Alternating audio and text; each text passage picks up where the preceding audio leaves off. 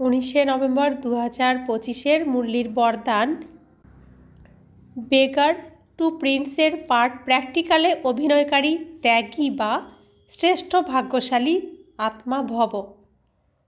যেরকম ভবিষ্যতে বিশ্ব মহারাজা দাতা হবে, সেরকমই এখন থেকে দাতাভাবের সংস্কার ইমার্জ করো। কারোর থেকে কোনো স্যালভেশন নিয়ে পুনরায় স্যালভেশন দেওয়া এরকম সংকল্পেও যেন না হয়।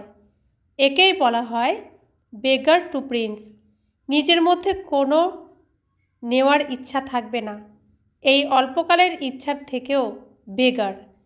এরকম বেগারই হলো সম্পন্ন মূর্তি, যারা এখন বেগার টু প্রিন্সের পার্ট প্র্যাকটিক্যালে অভিনয় করছে।